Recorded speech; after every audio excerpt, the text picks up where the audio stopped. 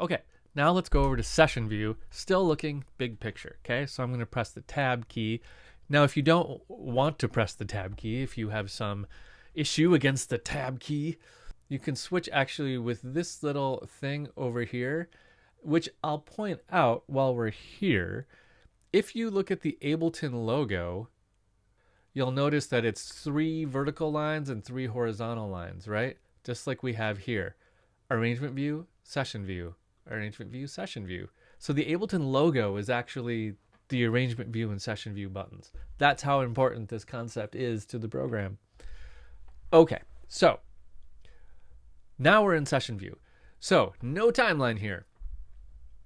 But what we have is these little clip launchers. Okay, so we can put little nuggets of sound in there, otherwise known as clips. We can put them all over the place. That's a cool one. And we can launch things as we want to. We can move around freely. We can click on things and get them in the clip view. And we have access to the same kind of mixer here, right? Here's the ins and outs. We saw that over here in session view, but now it's down here. And we have our volume in a bit more of a traditional looking mixer than we just saw a minute ago. However, like I said, we can pull up the mixer in both views now. So if I launch a clip here, we get just this clip, right? And you might think, when I switch over, what happened to all this stuff? What happened to all my whole big track that was happening here? It's not here, right? It's gone. But it's not completely gone. The track names are the same. They come over into session view, and the mixer settings come over into session view. So what you need to remember is that session view and arrangement view are 2 different canvases of material. They have separate clips. They have separate audio content and MIDI content.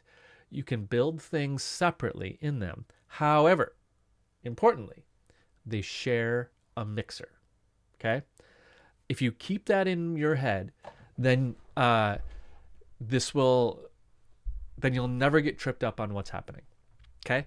Watch. If I click this, I could say, cool, let's make that super loud. I'm going to crank that up and move the panning all the way over to the left. Sure. Panning is like the left and right side. Now if I go over to arrangement view and I look at the 3rd track,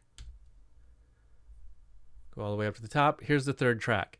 Panning is all the way left, that's what 50L means, and the volume, which is this, is cranked all the way up, right? And it's called 3 New Disco 4. Okay, that's what it's called. Go back here, 3 New Disco 4, and there's my stuff.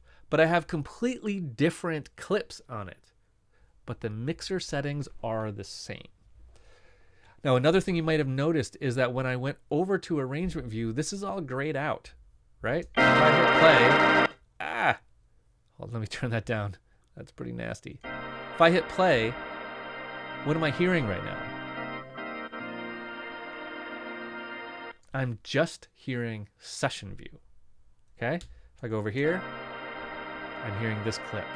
I'm hearing session view.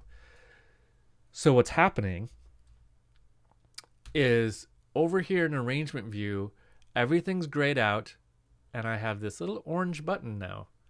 This orange button says, hey, you've got stuff happening in both session view and arrangement view. Which do you want me to use? So the orange button is saying, I'm going to use session view because I think that's what you want. If I'm wrong, click me. Okay? So I click you, and now I'm back to arrangement view. Right? So session view and arrangement view, 2 different content areas, but they share a mixer, and you can only play one or the other at a time. Okay?